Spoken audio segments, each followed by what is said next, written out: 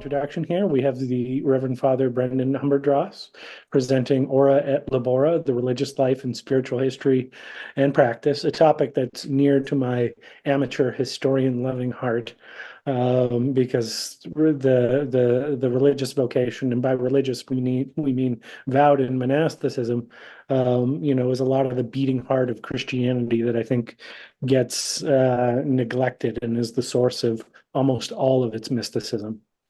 Brenden Humberdross is a native of Queensland, Australia, experiencing its vastness as his family moved for his father's work. His parents always encouraged an open approach to religion as a personal matter. His curiosity has taken him through many different phases of personal development and has led to a deep personal faith, a lifelong love, and an academic interest in religion and spirituality. Father Brenden has an interest in the Western mystery tradition, having taken degrees in a number of Masonic bodies. He is a member of the Societas Rosicruciana in Anglia, and a neophyte in the tradition of the Hermetic Order of the Golden Dawn.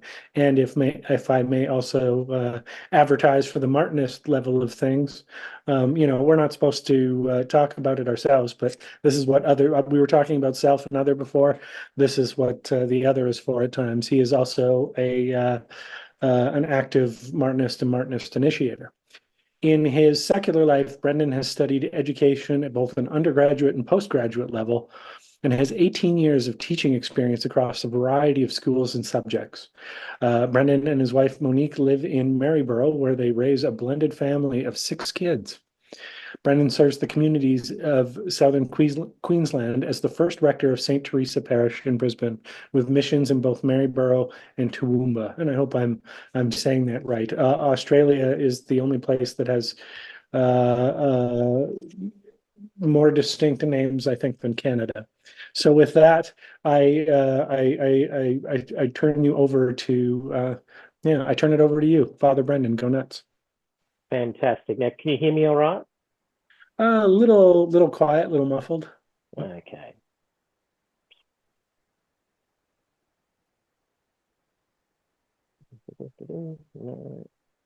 I don't know. It won't let me change the mic volume. I'll just try and speak up. Okay, I was going to say you could test it with singing about how you come from a land down under. I'm disabled from screen sharing, Eminent. Oh, we will fix that.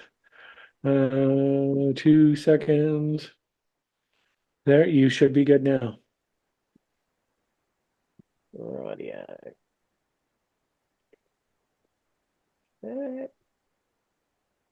This one.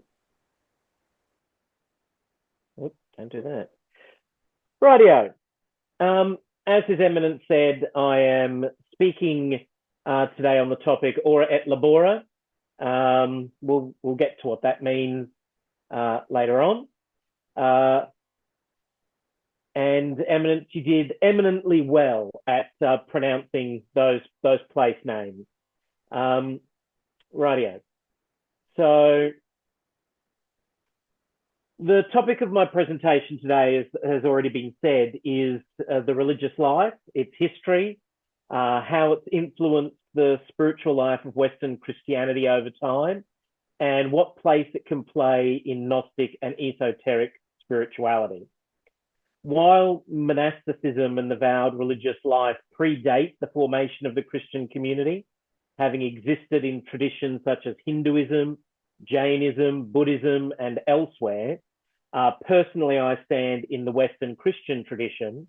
And so out of respect for those other faiths, I'm not particularly conversant with, I won't be wandering into their realm of existence, and I'll be limiting myself to the Western Christian tradition.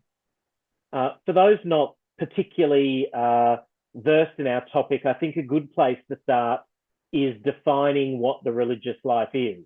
And as His Eminence suggested, the religious life refers to a concept that we refer to by a number of different titles: the consecrated life, monasticism, lots of different terms used to refer to it. The term potentially means a lot of different things to a lot of people in the greater Western Christian tradition even, But in this case, I'm going to defer to the Catechism of the Catholic Church. Odd for a Gnostic, I know, but they give us a pretty good starting point to what the vowed religious life means in the Western tradition.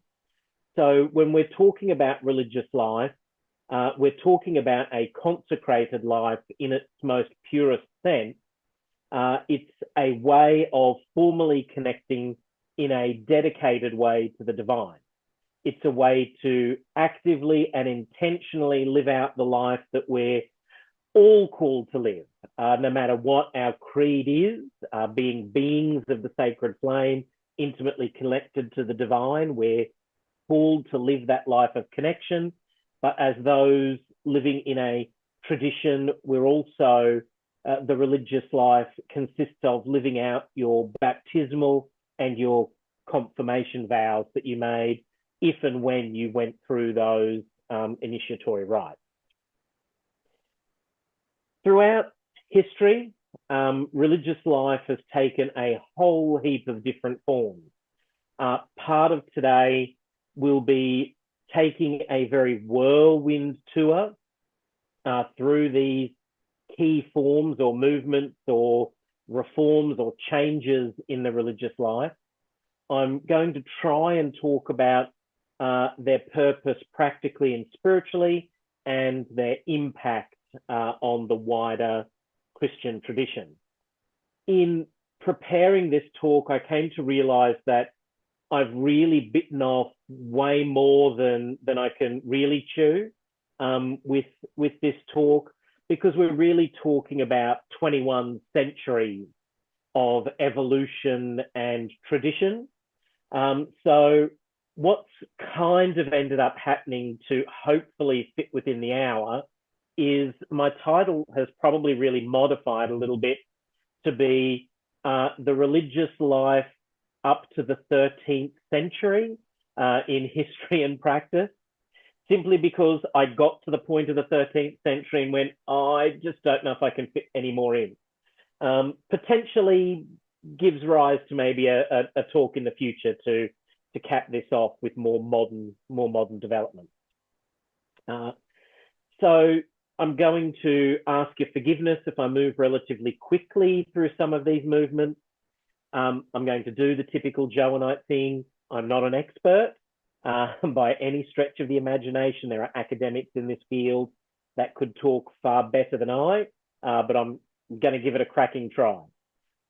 My hope through this presentation is to give you a taste for what the religious life was, what it can be, and as a means to maybe fueling your own personal pursuit, whether it be just a historical interest or for your own practical spirituality. So the question then arises, why am I in particular speaking on this topic? The religious life is an academic topic. As a teacher and an amateur historian, it's something that is close to my heart. The religious life has impacted Western culture and civilization in drastic ways, but also it's an important topic to me in a spiritual sense as well. Not only because I'm a priest and committed to a spiritual path, but also because once upon a time, I myself belonged to a religious congregation. You can see on the screen a lovely picture of me there, habited.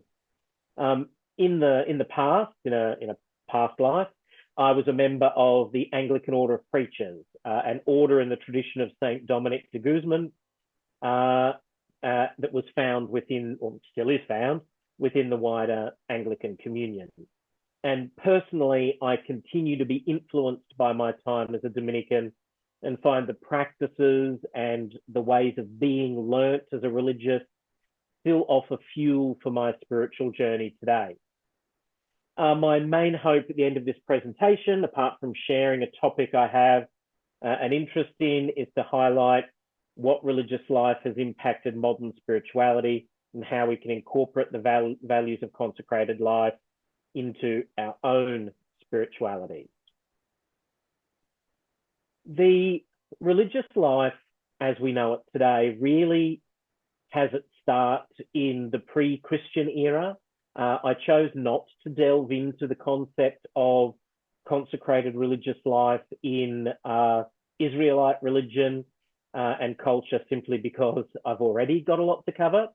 But the pre-Christian era in the Middle East obviously then influenced early Christianity, and that's where we're going to begin our journey. I often find that when I talk to folks about the religious life, the first image that gets conjured up in the minds of people are either the strictly ascetic monk praying day and night, or maybe the virginal nun behind the cloister wall. While there's truths to these images of the origins of this way of life, they reach back far further into the earliest days of the Christian journey. While in the strictest sense of the word, Jesus wasn't an ascetic, the example of his life that we find, particularly in the canonical Gospels, does point to the life of Jesus as being a primary origin of this religious style of life. After all, Jesus fasted in the desert for 40 days and nights. He's portrayed on occasion praying through the night and spent his days laboring after the spiritual uplifting and salvation of the communities that he found himself within. In fact, all of the recorded Christian tradition indicates that the whole life of Jesus was spent in service of the divine from its beginning to its final consummation. And if this doesn't sound like a model for a consecrated religious life, I'm not entirely sure what does. Early Christianity provides us with further evidence of the ideas of consecration to a committed religious experience in the way that the earliest communities began to live their lives. The Acts of the Apostles suggest that those who became a part of the developing Christian community began to form a common life together. This common life consisted of pooling resources, eating together, worshipping together, and living for the common good and harmony. In fact, it's this very time that future reformers of religious life would look to as an example. However, as Christianity began to spread outside of the initial Jerusalem communities, this style of life became short-lived and other ways of committing to the Christian life had to begin to develop. Later on in the epistles, we hear of examples of women in the Christian community who appeared to be called potentially to special ways of living. Paul visits Philip and his daughters, who I think were 4 in number traditionally, who are referred to as unmarried or being virgins, and that they were gifted with the special gift of prophecy for the community. Now, some commentators suggest that that indicates a special consecration to these women. They were choosing not to be married, and by taking that special step of consecration, they had a special place within the community, and the Spirit gifted them the gift of prophecy. Now, I didn't put it on the slide, but there's also the tradition of the enrolled widows as well, as being an example of setting up potentially pseudo-religious orders. There were very strict rules about who could become an enrolled widow and under what circumstances, but they shared a potential life of service together. The community looked after them. There's mention of enrolled widows receiving the widow's clothes, so maybe some sort of common garb that designated them in that special class within the community. So these sorts of parts of the early Christian record that we have a great impact on what comes later on in the Christian tradition as Christianity develops and spreads throughout the Roman Empire. Okay, the earliest time that we sort of see religious life in the sense that we know it now beginning to develop was in the deserts of the Middle East, of Syria, of places like that, where in a semi-formal way, people who wanted to commit to a life of deeper connection to God started moving out literally into the desert. And we get what's called a group of people who are defined as the desert fathers and the desert mothers, these great spiritual people who had a strong connection to the divine, living in solitude out in the desert. This form of life developed within the first 2, maybe 3 centuries of Christianity, as people wanted to follow more closely in the footsteps of Jesus and the apostles. Originally in Christian history, martyrdom was seen as the ultimate crown of following in Jesus's footsteps, but as Christianity became tolerated and a part of the empire, ways to replace that special place that martyrdom, for want of referring to the concept of death as being a great spiritual thing, to replace that idea of the crowning of commitment being martyrdom with something else. The first desert-dwelling religious, the solitary eremite, exemplified what they took as the ascetic example of Jesus and the direction of the epistles by leaving their families and society at large to be free to live radically simply lives, obedient to the gospel, seeking purity of spirit and life. While this moment started as hermits living in isolation, choosing to remain largely detached from others and focused on their life of devotion and prayer, over time this developed further into what's called the cenobitic life, which is community life, where groups of hermits, it sounds a bit contradictory, but groups of hermits began to build their little hutty hermitages in close proximity to each other. Maybe some of them eventually building a communal building in the center of the little community, and beginning to develop a more communal life of joining together for prayer, for labor, and for spiritual upliftment. Often these gatherings of religious were around a well-known hermit, someone who was experienced, whose life of devotion others wanted to emulate. The prime examples of these are found in 2 of the Desert Fathers, in particular, St. Anthony the Great and always have difficulty pronouncing, St. Pachomius, I probably butchered it, who both became and still are role models for those wanting to follow the desert path, especially in the east of Christianity. Pachomian monasteries still exist today throughout the eastern Christian world, on Mount Athos and places like that. I've noticed maybe a couple of messages come up in the chat. Were there any questions? I can't see that because my notes are in the road. Not yet. Just Not yet? People's commentary and Right. thought. Yeah. Too easy. Feel free to interrupt if something does crop up. I'm happy to pause and answer a question here or there. Okay, so from the desert, what can... No, not yet. Okay, so while religious life was developing in the desert, there was a similar development beginning in the West, the Western Christian world centered around Rome. The exact origins of the religious life in the Roman West are unclear.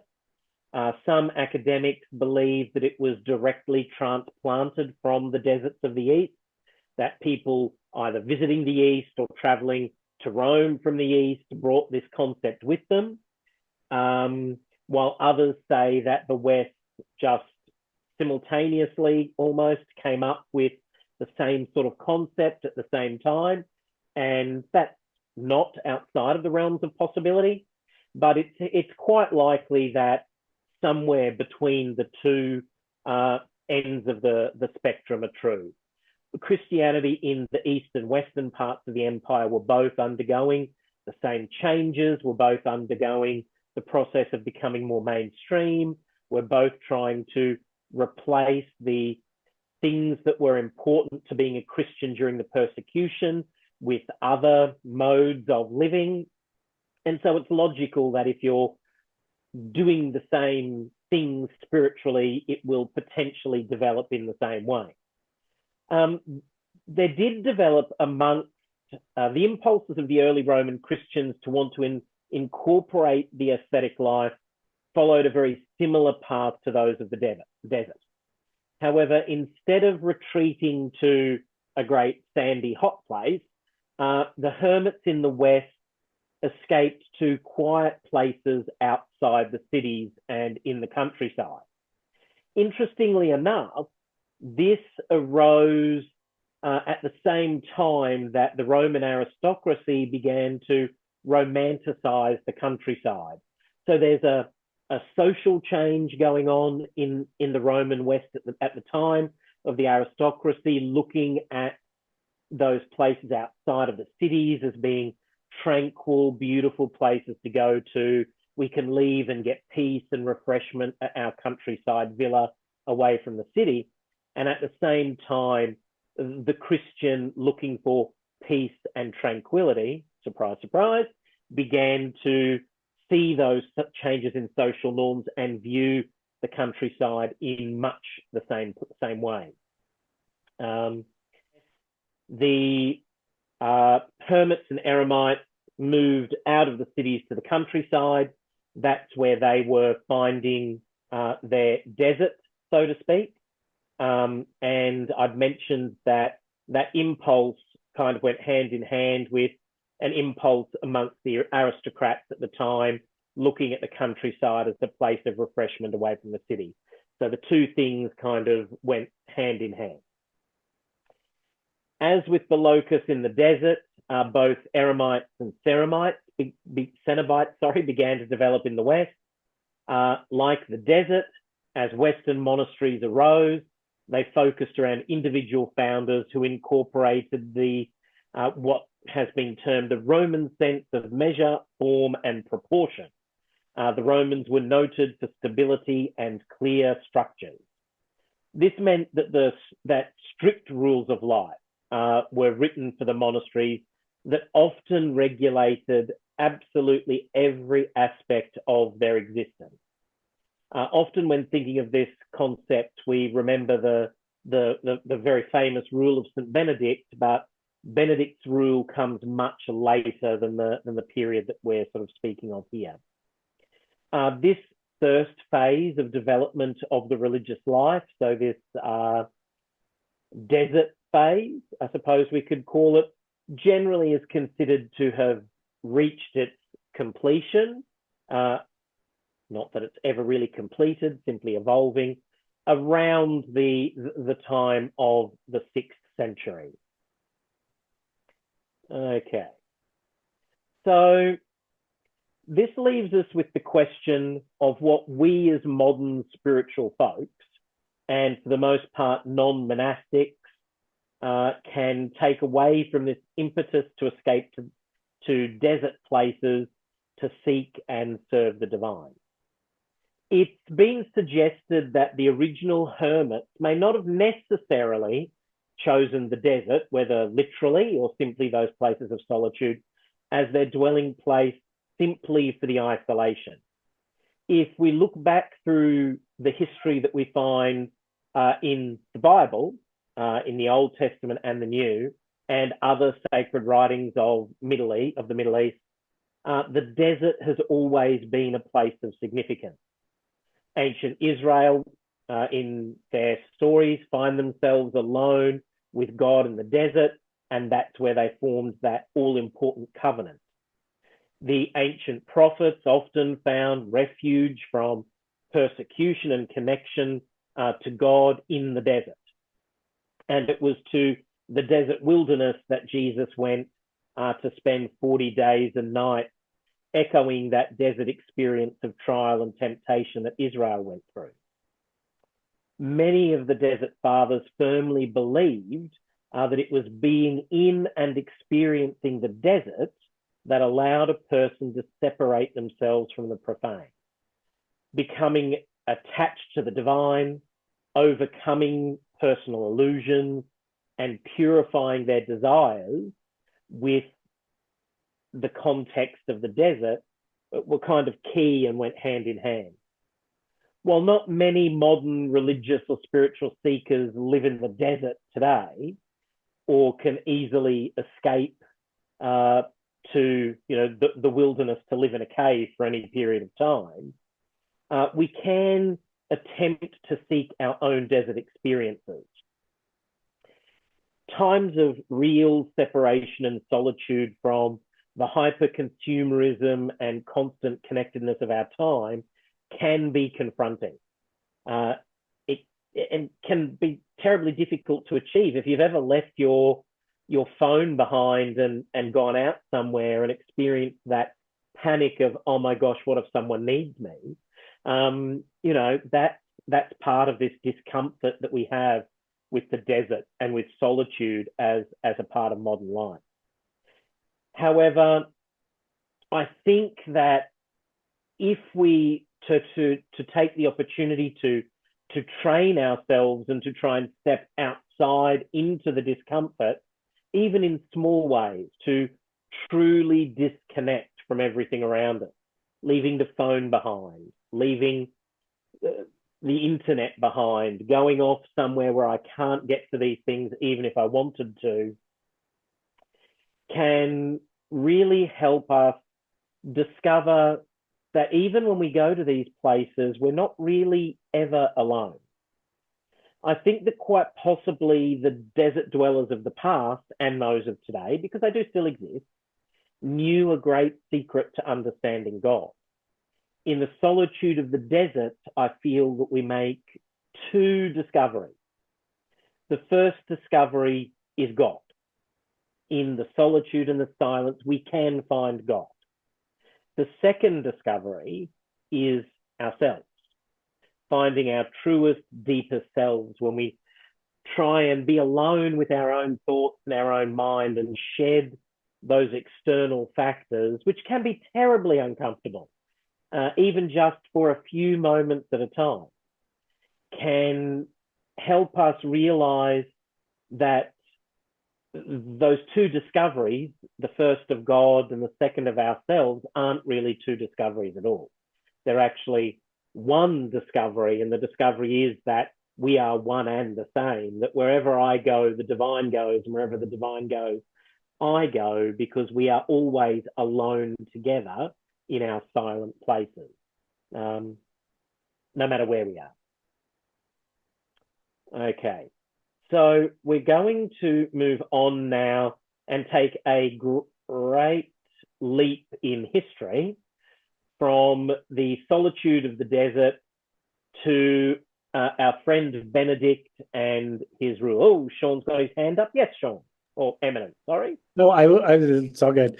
I was just going to mention, you had mentioned about the disconnection from the profane and the connection with God. I was just going to say that language wise, this is also why the other half of, if we use the word religious or religious life to describe monasticism, the other half of that equation is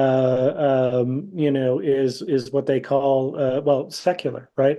So Yes, that's right. in historical terms, Father Brenden and I would be classified as secular priests as opposed to religious priests. And a secular priest is a priest that works out in the world, where the world means society, civilization, the city, right? And the religious, is distinct from that. So I was going to say there's another side of that coin to the religious term, and that is and it seems like an oddity historically to say that I'm a secular priest. You would think there's no such thing, right? But what they're talking about is somebody who lives and works in the world versus somebody who has separated themselves from it. And so that whole thing is kind of baked into the term. So I wanted to throw out some additional context there.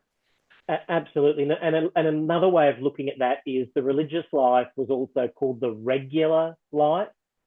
So the distinction between the regular and the secular was that the regular life had a regula with an A, had a rule. So those priests living under a rule as opposed to those who lived according to the secular rules of the church as well. Same concept, just a slightly different twist on that concept. That the religious lived a rule, the secular don't. The religious, in the ancient traditional sense, escaped the world. The secular religious, the clergy, didn't. They stayed and lived in the world and lived out their vocation there. Absolutely.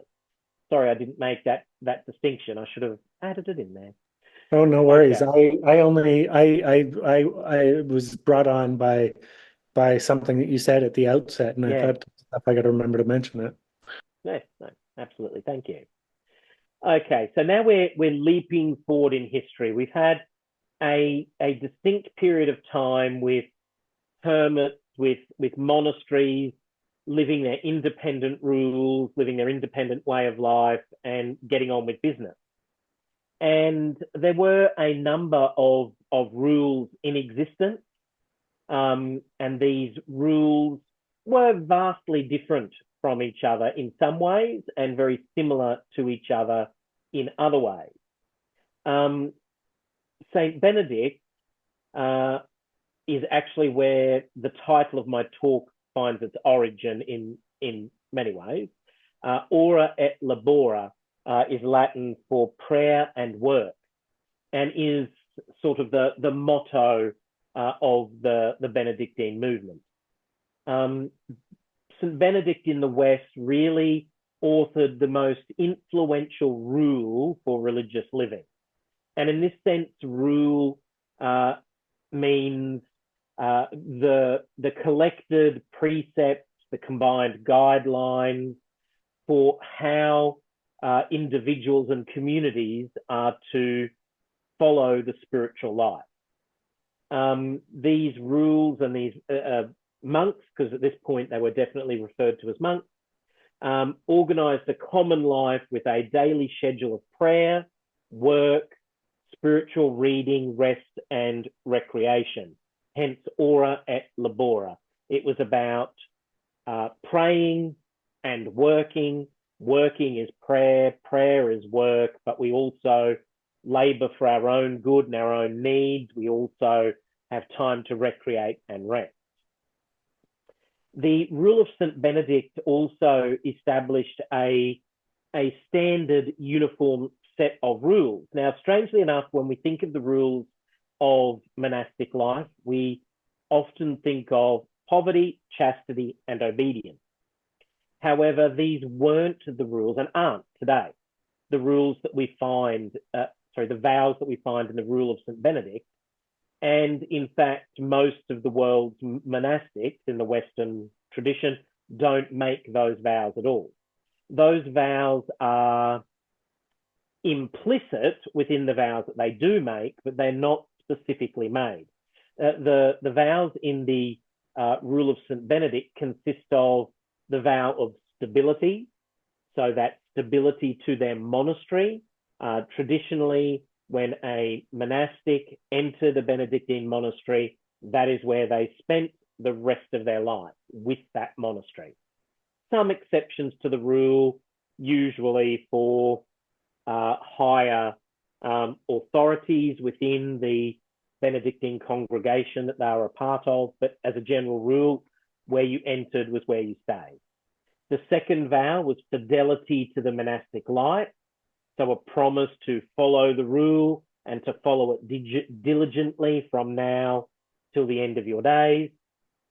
And the third vow, a vow of obedience to Christ and obedience to your superiors, but really only in as much as they are actually almost a sacramental representation of Christ. And we'll talk about that in a minute. While there's much about Benedict's rule that is common amongst the earlier rules for monasteries, there's much in the way that Benedictine life was unique, much that the rule had that was unique to it, and led to it being taken up so widely, and with such longevity when other rules have come and gone, faded into obscurity and in many cases simply ceased to exist. We don't know what the rules contained. We simply know that they existed from being mentioned. The two key distinctive features of the rule of Benedict that are often identified in being key in its longevity and widespreadedness are its Christ-centered focus and its sense of flexibility. Firstly, the Christ-centered focus. It seems really crazy to say that a Christ-centered focus was something new to the Christian religious life. And it's not that being focused on Christ was new, because that was a focus of religious life. It was the way that the presence of Christ came into the monastery that was important, and the way that that presence of Christ then filtered down into the rest of the community. In a very real way, the leader of a monastery, the abbot, was seen as a real representation of Christ. The abbot wasn't there as a lording ruler. In theory, in practice it may have been different, wasn't there as a lording ruler, but was there as Christ walking amongst the monks. And as such, Christ had to be found within the monastery in everybody. Christ had to be found in the sick. Christ had to be found in the guests. And it made the rules of Benedict, instead of feeling harsh and restricting, it gave a sense of the rules being very human. We're not looking at a Christ outside of the community and trying to exemplify this beatific vision of Christ in the heavens.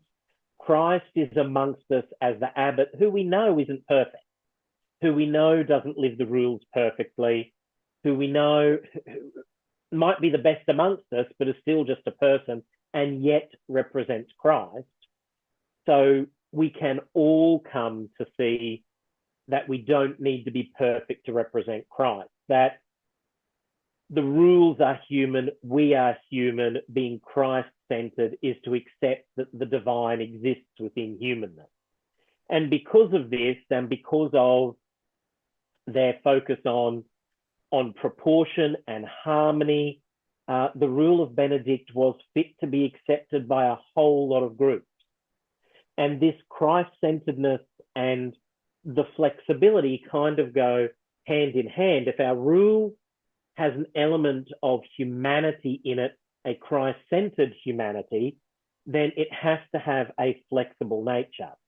While earlier rules for monasteries were very strict, laying down strict rules that had to be strictly adhered to, or you were absolutely punished either individually or as a community, the Benedictine rule recognized that particular needs will change with time, place, and the particular situation that the monastery finds itself in.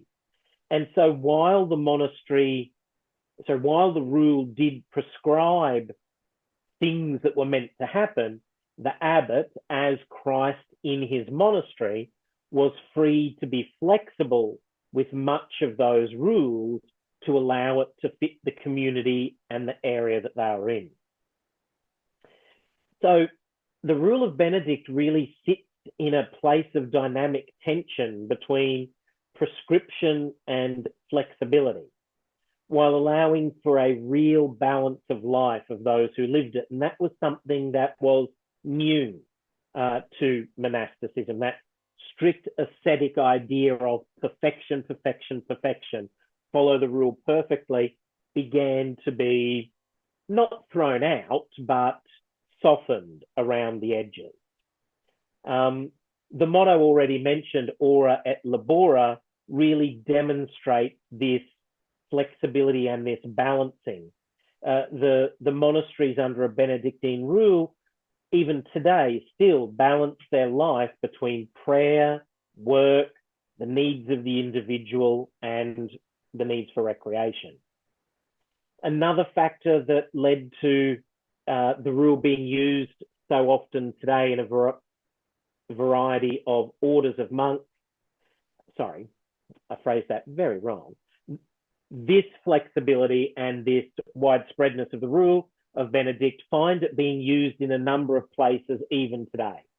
Not only amongst congregations that consider themselves Benedictine, but the Cistercians, Trappists, Camaldolese, and an really important influence on an order that is really close to my heart, the Carthusians, find great inspiration from the rule of Benedict. The Carthusians, I don't want to spend time talking about them, so I could talk for hours, are probably one of the strictest religious congregations, I believe, in the Roman Catholic Church, living lives of very strict isolation generally, but in saying so, still have this great sense of the flexibility and the balance of their Benedictine roots. Okay. So Benedictine spirituality. The Benedictines and Benedict are probably the biggest influences on Western Christianity to be found before the Protestant Reformation and after the Apostolic period. Western Christianity has a heck of a lot to thank Benedict and his followers for. Even the way we pray in the modern Western church has a lot of Benedictine roots. Prayer was obviously the center of the Benedictine religious life. And that prayer was regulated through the rule, and Benedictine prayer was very much liturgical prayer. It was considered the very work of God, was liturgical prayer. The fact that most Western Christian churches, especially liturgical churches today, have breviaries and prayer books with specific prayers for specific times of the day, including our very own AJC Liturgy of Hours, is clear evidence of this influence in the life of the church outside of the monastery and of the everyday Christian, because that's where the concept came from. The concept of praying multiple times a day, regularly and methodically, came out of the monastery into secular religious society. And that regular prayer is something where I have found some of my own greatest moments of awareness of the divine. It's difficult. It's really difficult to live a regular prayer life, especially when you're not living in a monastery. You know, and when I say regular, I mean a regulated prayer life. I'm using it in the monastic sense. The concept that you hold yourself to a rule of I will pray morning, noon, and night can be very laborious. There have been many times where I've not been in the mood to get out of bed that half an hour extra during winter to say the morning office, or where I've been tired and just really want to go to sleep, but I've said the evening office. And it's in these moments of not relying on myself to say the office, but in relying on those other energies, the divine, the essences there with me to uphold me, that I have felt a great spiritual connection with the divine. I think sometimes the regularity of the prayers and the sense that you get into the rhythm is a way of detaching and becoming more connected to the spiritual, to the divine as well.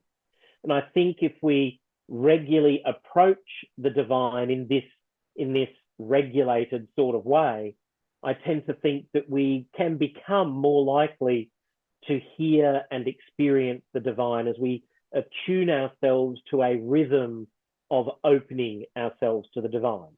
That's not to diminish the place of spontaneous or ejaculatory prayer. That's great and important too. in a well-rounded spiritual life. As we all know, many things come together. But I think a regulated prayer has a place there.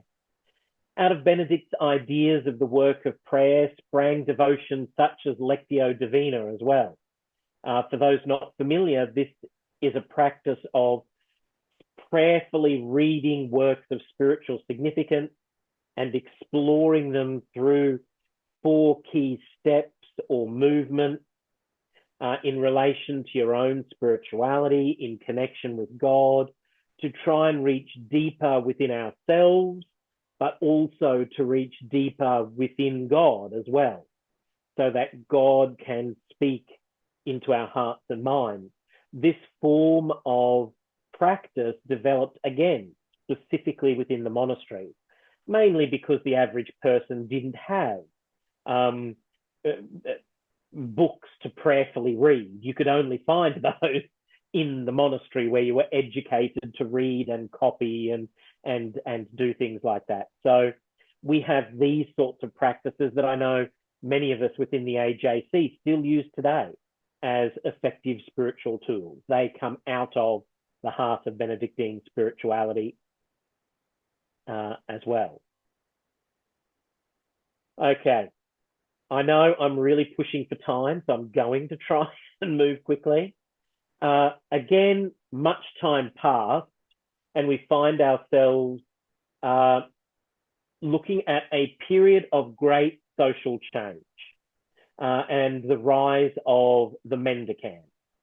The mendicant or begging orders, when they arose, were a new breed of religious life when compared to all that had come before it. These orders arose out of a greatly changing social and political situation in the 13th to the 15th centuries in Europe. In past centuries, the emphasis of society had been on rural production and rural life as being the main economic means, and this is where the monasteries were located, at the heart of the social order. However, in the period that we're looking at, this had begun to change. Economic and social life started to centralize in the cities with the rise of the merchant class and commerce. This change in the center of life wasn't well suited to the monastery. A monastery in the middle of a big bustling city isn't as effectively a desert place as it is out in the country. While the monasteries remained and continued to serve an important function, new orders began to arise to meet the needs of a changing world. The way of life of the mendicant orders departed drastically in some ways from their monastic confreres, while still remaining true to the basis of consecrated religious life. Unlike those living in monasteries, the new mendicant orders didn't take vows of stability.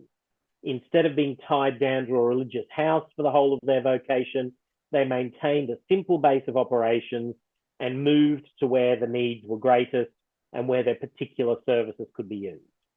Unlike the monasteries, who relied on ownership of farming land, the mendicants did the opposite, eschewed excessive property ownership and took explicit vows of poverty, leading to their very appellation as the begging or mendicant orders, because alms were an important part of how they supported themselves. This way of life was particularly suited to service in the cities, where mercantile benefactors could support the work of the religious houses. The third key defining factor for the mendicants was their apostolate. While the monasteries lived a life of prayer with service to guests and charity being a subset of that, for the mendicant, service to others, being it the poor, the ill, or the uneducated, was central, absolutely central to their way of life. While there are a number of mendicant orders, two of the most well-known and still existent mendicant orders are the Franciscans and the Dominicans. You couldn't expect a Dominican to go through a talk on religious life without mentioning the Dominicans. The Franciscans, as probably is well and widely known, were founded by St. Francis of Assisi, whose conversion experience led him to a radical commitment to poverty and service to the poor and afflicted. The way of life that Francis took up at the time was so radical in the life of the church and generally society at large that he initially found himself totally at odds with the church hierarchy. And there are a lot of hagiographical stories around his interaction with church hierarchy and even his own father, but I'm not going to go into those. Eventually, with the approbation of the Pope, Francis's way of life was accepted by the wider church. Some suggest for very political reasons, but again, outside of the scope of our talk. And that it brought a renewed vigor and life to the church at a time when hope and succor were needed by millions throughout that time period and the ensuing centuries as well. Franciscans today are well known for their sense of caring for the poor, the marginalized, the afflicted, and all those in need of the love of the divine. And that's right down to today. The Dominicans, on the other hand, while following in the general mendicant format, took up a different apostolate. In this period of history, education was at a low, not only for the normal individual, but for the clergy as well.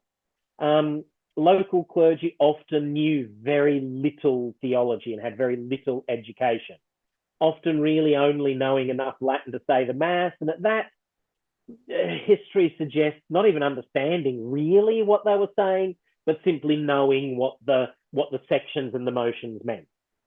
Dominic saw in this an opportunity to create an order that was educated, that was committed to study and not locked down to their parish church or to the monastery, but ready to go where preaching and teaching was needed. Like Francis, this choice of way of life brought Dominic into conflict with the hierarchy at the time, where generally only bishops, as the stewards and princes of the church, were allowed to preach openly and in public. Though later in history, the Dominicans became associated with some of the, shall we say, less palatable moments and movements in Catholicism, it should be noted that the order started with the best of intentions, which all endeavours do, whether they lead to necessarily good outcomes or not, I'd like to think. Yes, Eminent. I have a positive Dominican story, just a little 30-second clip. Awesome. And folks who have to endure my rambling in the parish already know this one. There's a famous story about Saint Dominic when he's seeking approval for his rule. Dominic de Guzman meets with the Pope, and the Pope shows him around St. Peter's and says and boasts, St. Peter can no longer say, "Silver and gold have I none." To which Dominic replies, "Neither can he say, arise, get up and walk." Yeah. Which is probably one of my favorite truth to power stories that comes from Dominicans. So there you go. That's all. Yeah, absolutely. And that attitude lies at the heart of the mendicant orders. Part of their strict commitment to poverty was because the monasteries and the church had become so rich while the people had become so poor. And Francis looked at the example of, and Dominic as well, the example of the early church and of scripture, all things in common, looking after the poor. How on earth can we have all this wealth and keep the education and the wellness to ourselves while everyone else lives in squalor? So yeah, and I think very much there are similar stories for Francis, maybe not so much in words, but in example and in the influence that he had, on meeting with the Pope. He came in beggar's robes, and everyone very much poo-pooed, as the story goes, and get rid of this fellow. But the Pope, for whatever reason, recognized in this great poverty something that was lacking for one reason or another. Motivations may not have been great, but story for another day. Okay. So What from mendicant spirituality can we take for ourselves? While each of the mendicant orders, not only Franciscan and Dominican, but the many others as well, we can find in them a particular focus on an apostolic work. That is what lies at the center of the reason for their being, is that they were committed to a spiritual life, yes, but a spiritual life with a purpose for others. The monastery was a spiritual life for the purpose of me, and others were kind of, yes, I pray for others, so tangentially, my ascetic life, getting myself to heaven, allows me to pray and do good for them as well. Whereas for the mendicant, it was about my spiritual life is for me, but it is for me so that I can radically go out and do for the other. While Francis himself didn't found a systematic spirituality, he did appear to have an awareness of the uniqueness of each individual's call to union with God. Franciscan spirituality is deeply rooted in prayerful contemplation. St. Francis was well known for spending periods of time in ecstatic prayer, away in caves or in nature, communing with the divine, and was himself hagiographically astigmatic, and so was believed to have prayerfully become into such greater union with the divine that he was gifted with physical, bodily, and I use the term gifted loosely, with physically bodily manifestations of that union with Christ through the wounds of Jesus. This life of prayer, as I said, though, was always used as a locus for the gospel of compassion amongst the Franciscans. They lived a life in solidarity and service to the poor in a very real sense by being poor themselves, and for showing that being poor didn't mean that you had to live poor. You could live spiritually strong as well, and they could help others lift out of poverty. The same is true for Dominic and the Dominicans, but in a slightly different way, obviously. Dominic was known most definitely as a master of prayer and as someone who was constantly devoted to prayer and prayerful study, and is known for what's termed the 9 ways of prayer of St. Dominic, which isn't very well known amongst circles. These prayer methods are methods that engage both the physical body and the spiritual center in supplication and contemplation of the divine. Each of the 9 ways of prayer have different physical postures or movements that go with the prayer. And in just sitting here and talking about it, I suppose maybe we're almost thinking of a yogic type method. I'm not going to say that it is, but it just sprung to my mind. Oh, hang on, prayerful moving. And I've never drawn that connection before, even though the 9 ways of prayer is something that I've done myself numerous times over the years. The 9 ways don't have to be done together, and most certainly I wouldn't recommend they be done at the same time. And one of the 9 ways does involve mortification, a very medieval concept, obviously, mortification of the flesh. I wouldn't necessarily recommend that. No solace or, cat of 9 tails needed. As a preaching and teaching order, the Dominicans also had contemplation at the center of their spirituality. An unofficial second motto of the Dominican order is found in the writings of Thomas Aquinas, basically the founder of Western scholasticism, that to contemplate and to share with others the fruit of one's contemplation.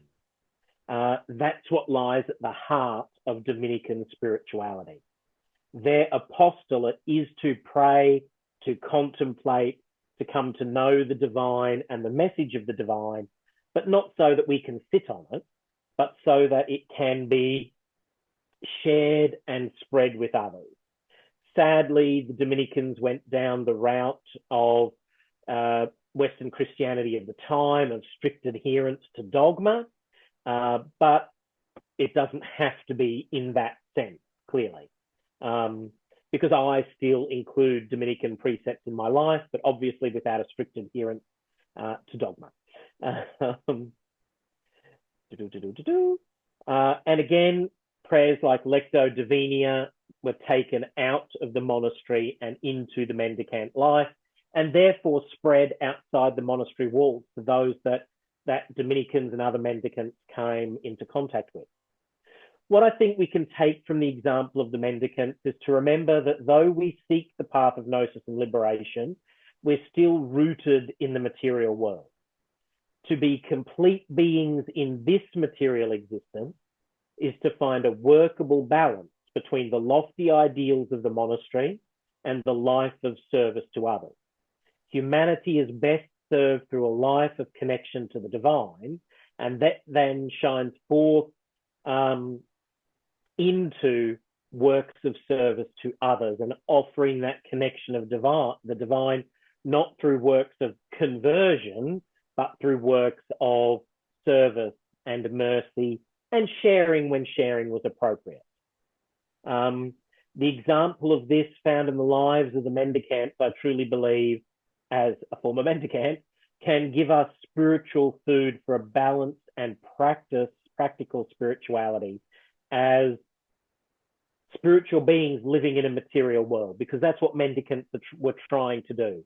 Be absolutely true to being spiritual beings while not hiding away, but living in the world and bringing that sense of spirituality to the world. The tail end is wagging. I apologize that I am going over time. There's one concept that I wanted to cover that is particular to the 13th century, 12th, 13th century, but also takes mentioning because oftentimes women in the monastic and the religious life get left behind.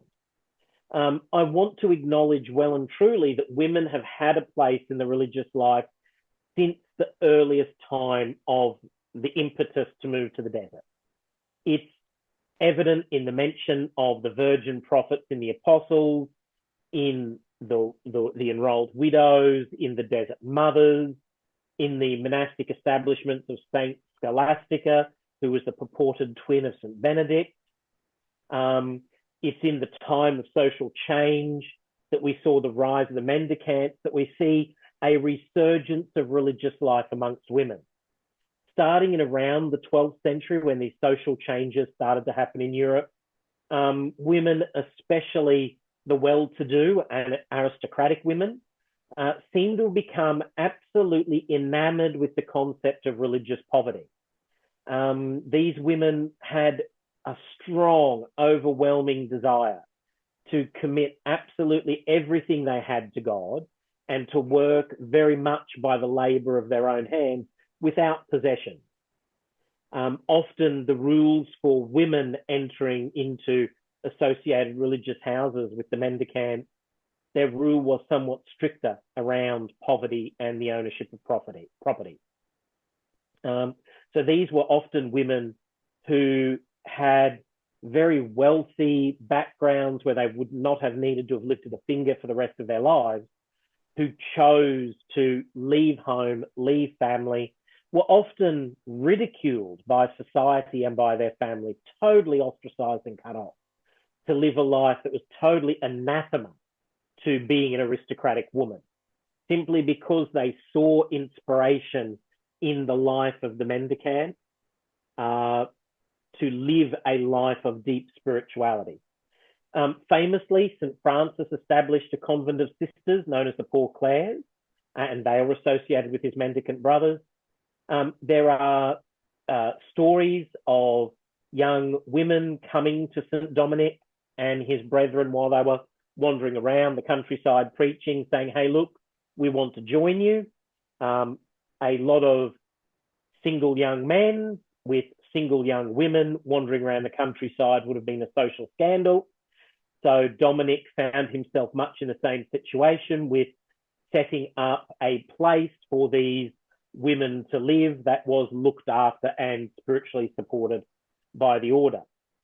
It seems, however, much to the misogyny of the time, despite founding these community of women, both Dominic and Francis absolutely refused to be involved in the founding and be the caretakers of this ever-growing movement of women wanting to live lives of poverty. Sadly, though, as folks under vows of obedience, not only to their order but to the church, the Roman Curia had the last say in this matter because, probably for financial reasons, they didn't want to be responsible for these women. So what we ended up seeing in Europe was that most of the communities of religious women in Italy and Germany were eventually overseen by the Franciscan orders and the Dominicans, respectively. So Italy by the Franciscans and Germany by the Dominicans. Although these houses where women were associated with the mendicant orders and they lived by the rules of life of the mendicant brothers, their lives were vastly different. Sadly, unlike today, women religious were not allowed to leave their convent. Even though they were associated with the mendicants, whose whole drive was about living the vocation of the apostolate out in the world, these women were trapped within the cloister of the convent wall. And if we were going to expand our historical survey beyond the 13th century, we would explore how that changes over time. But again, that's without the scope of what I've prepared for today. There was, however, at the same time that this was occurring, a movement afoot that broke the mold, of women needing to be behind the common convent wall, and envisaged a very different form of consecrated life. The Beguines or the Beguines, women, and Beggards, men, were semi-monastics. They lived in a rather dynamic way, midway between the life of the cloistered monastery and the secular life of society. Some of these women did live a common life together in houses established for Beguines, and even shared a common mode of dress in their clothing. They lived by the work of their own hands and by begging. And this movement became absolutely hugely widespread. In the mid-13th century, there were over 2,000 Beguines in Cologne alone, and 85 houses of Beguines in Strasbourg. So that's a heck of a lot of people for the time period that we're living in. Or not people, women. These are the women only. The men were nowhere near as successful in maintaining this way of life as the women were. But these women stepped outside of social norms, outside of what was socially acceptable, to live their spirituality. A great example, I think, to many of us today who try to look beyond societal norms to incorporate those who are marginalized into our communities. Due, though, sadly, to the nature of these Beguine communities, they were often regarded as semi-heretics at best, if not out-and-out heretics at worst. And a lot of this had to do with the way they were living their life. You're not living as a woman, you're living like men live. How dare you, tisk, tisk, naughty, naughty. You know, if you really wanted to be devoted to God, you would be behind a convent wall, you wouldn't be out here working, and you most certainly wouldn't be committing anything to paper. Heaven forbid.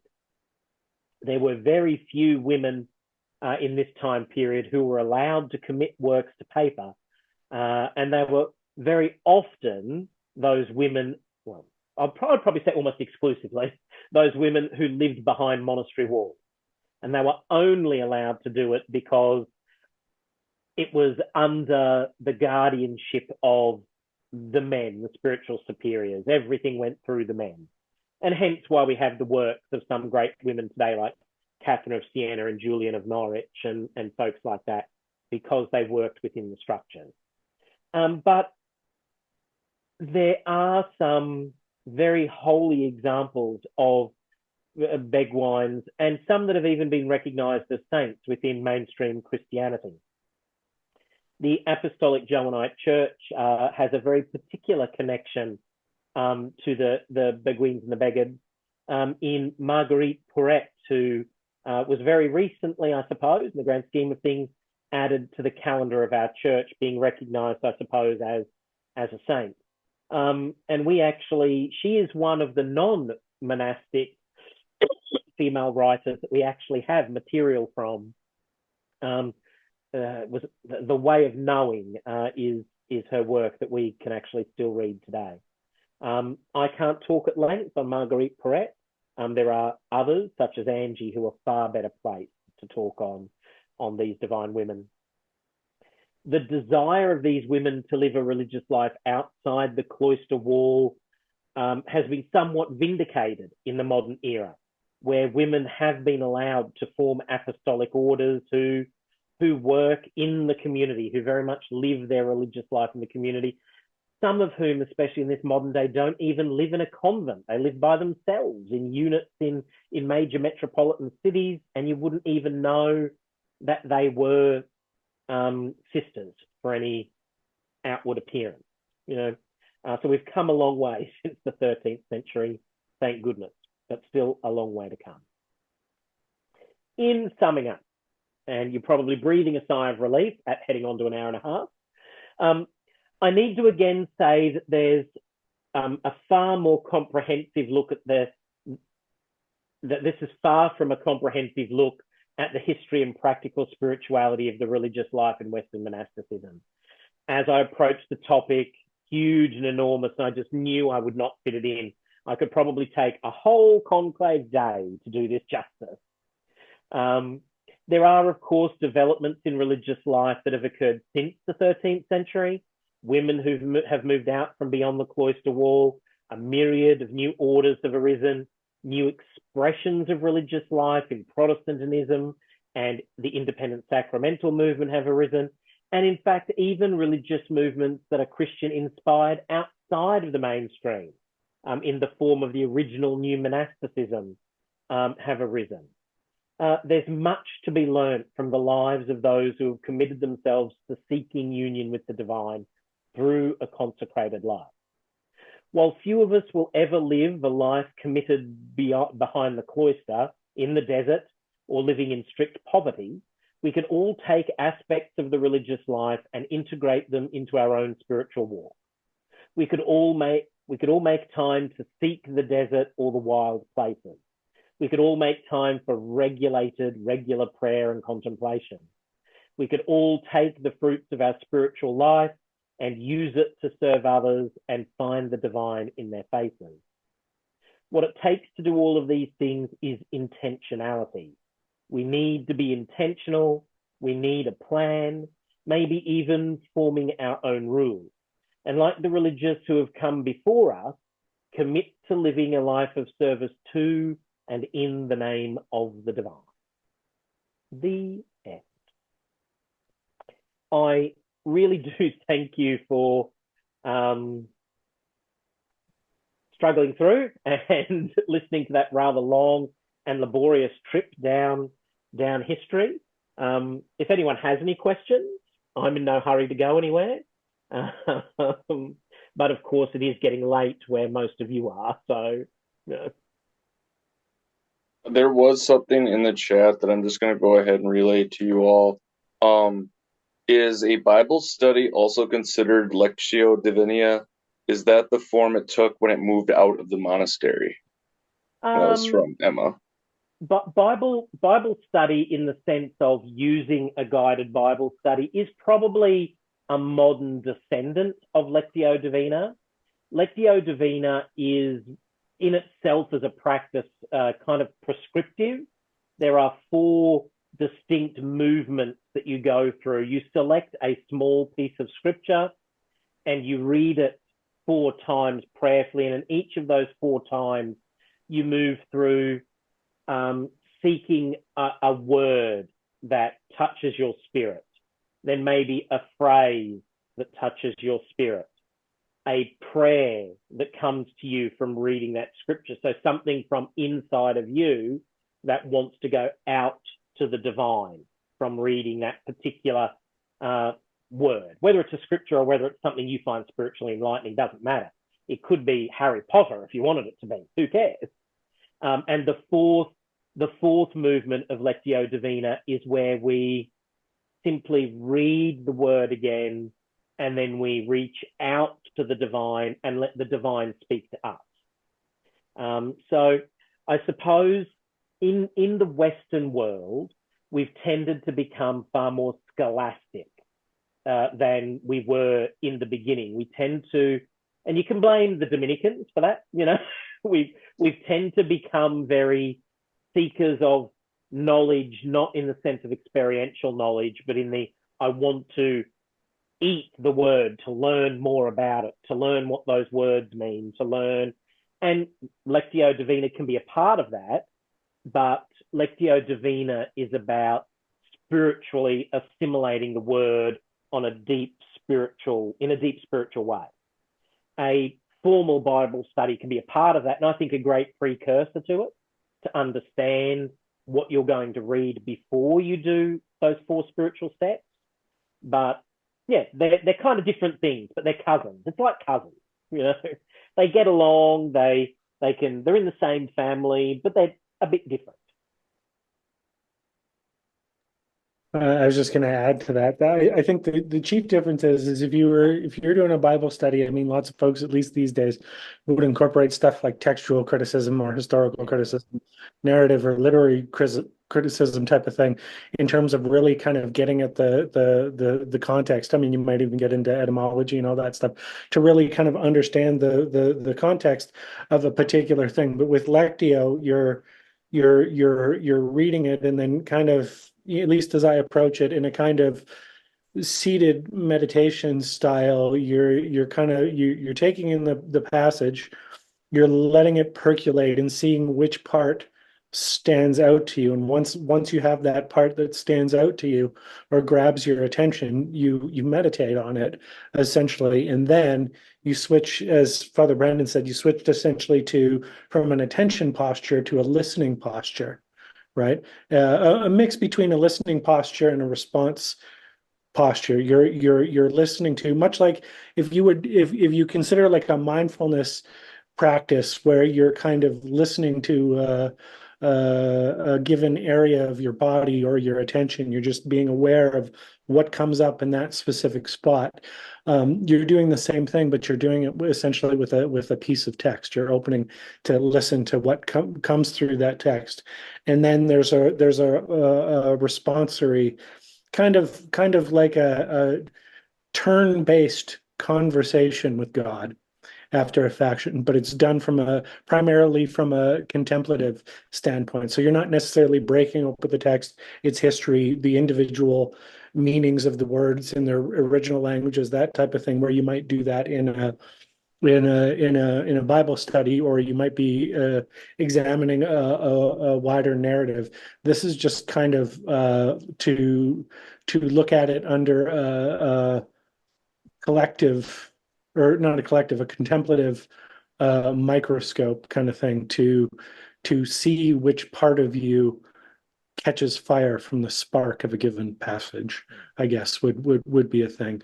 That's what I find, at least because I practice Lectio Divina from time to time, and that's kind of how I approach the practice. So, just to come back to a question that Tom asked in the chat, I'm just flicking through the chat. I know you answered it, Eminence. Are there any non-Cenobitic monks today? The life of a hermit is still accepted in both the Roman Catholic and Anglican churches. There are rites set aside for solitary religious. It's not very popular. And the hermits tended to develop into what were called anchorites. An anchorite is a hermit that lives attached to a monastery. So they have their hermitage and they live totally isolated by themselves, but kind of within the greater confines of a monastery. So kind of. And that's probably the more common form of non-Cenobitic monks today would be anchorites. And they're usually people who have lived the Cenobitic life and then moved from that to become an anchorite with the permission of their community. And I suppose because in the modern world, even in religious circles, the idea of moving off and wearing hair shirts in the wilderness is a little bit odd, which is still the concept of a hermit, you know, someone who lives away and lives on the edge of town in a scrubby tin shack, and we all throw stones at them, you know. So yeah, that's probably why it merged more into the anchorite, you know.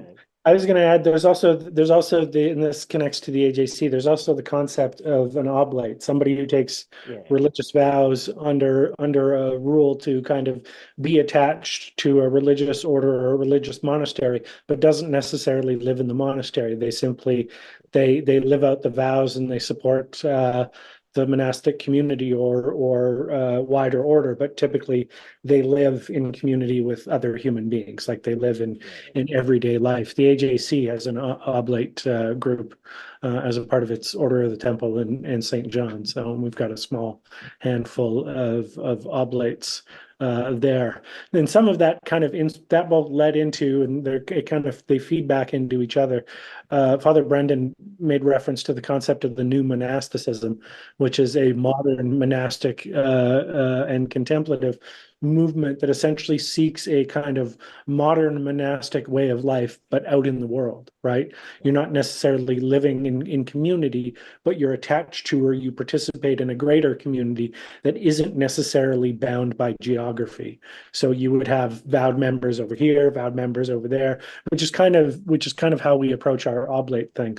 But if you look up the concept of, quote, new monasticism, you'll see how that movement has come about. It's pretty interesting. That's it. And early new monasticism kind of came out of a movement of community gathering in the modern metropolitan areas, like out in the suburbs, in places of need where there was poverty on the edges of cities. Groups of Christians formed new monastic communities, and then that concept then has developed out of that rigidity into the type of orders that we have now that don't have any formal community life at all. My Anglican Dominican order, we were a new monastic order within the Anglican Church. Coming under that term, we were very dispersed. There were 3 of us here in Australia, and 3 in Australia, half a dozen in England, and quite a number in the United States. And they've now expanded pretty much, very, very much into South America as well.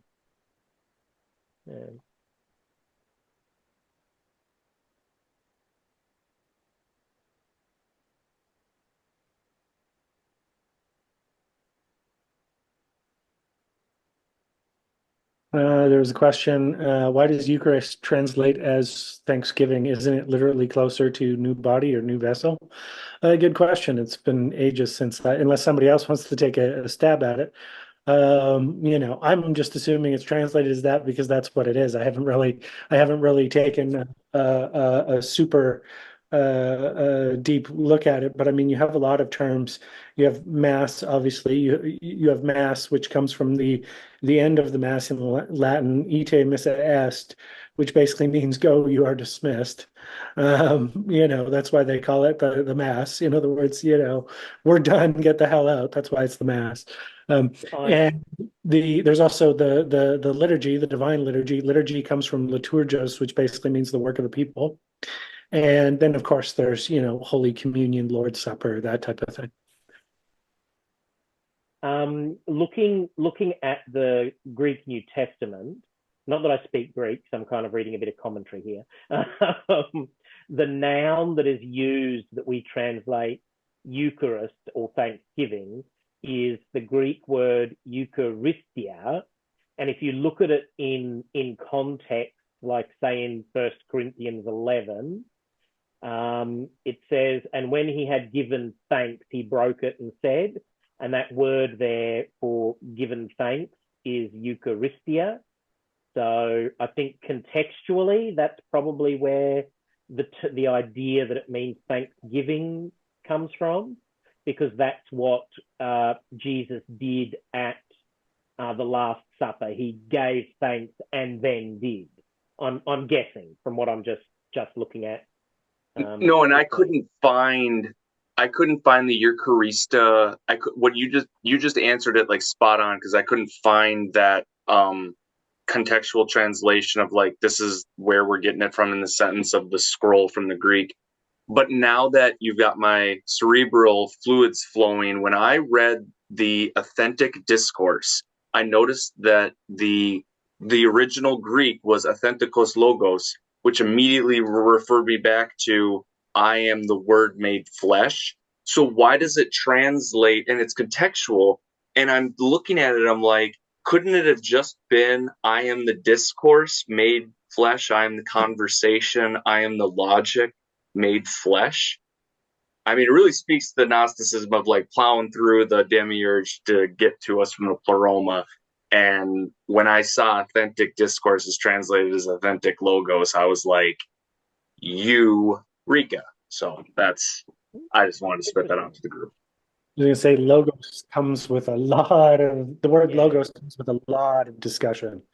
Because there's so much stuff in there in terms of Christianity, adopting logos out of or adopting and connecting logos out of things like Stoicism, Neoplatonism, and the Roman environment at the time. Part of the reason why they began rolling that into one was essentially to feed it back.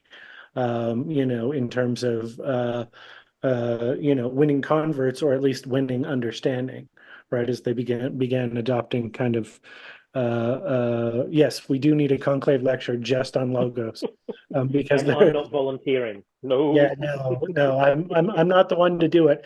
That said, I know there are two people who would be excellent at it. One would be Dr. Bean, of course, and the other would be Clark Akins, because Clark Akins knows Greek. So he doesn't like to toot his own horn, so I try to do it for him whenever he's not around. He did a master's in theology under Karen King at Harvard. So he is not a slouch, and he's also an awesome guy to listen to talk. He's full of nuance. So either of those two would be the one to give a talk on the logos, and maybe we can. And he's grumpy about how logos is translated. But yeah, there's so much. It's a thing on its own. Sorry, Jeb, you had a question. Yeah, I figured it's the best time to ask this because I've never talked to anyone who's spent time in a monastery. But the idea of visiting a monastery for like a couple of days, for like a contemplative weekend or something, has always seemed nice. But I've always been worried, like, will they be able to smell the heresy on me? Which type should I go to? Am I allowed to participate in prayers? And are there any advice? Like, should we, if I were to want to do that, should I go find like an Anglican? I'm in the States, so Episcopalian monastery, or okay.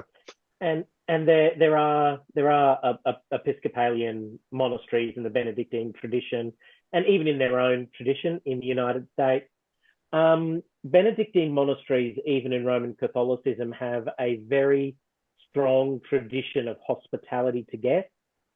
And I would think that you would have absolutely no problem at all going to a monastery and participating, so long as you don't turn up with some esoteric garb on and your Buddhist mala around your wrist, and they might think that things are a little bit off. But I, for example, have a number of times gone to a monastery here in Queensland and stayed. Admittedly, the way that they're set up, the guests are very separated from the monastery itself. But I've participated in Mass there. I've participated with the Ukrainian Catholic community who was visiting the monastery at the time for something at a shrine there. They're generally very welcoming because they won't ask where you're from and what you do and necessarily. My experience is there's someone in charge of the guest stuff and you make a booking and you turn up and you're shown the facilities and Bob's your uncle and you're told what you can join in on and what you can't and when things are available for you to do.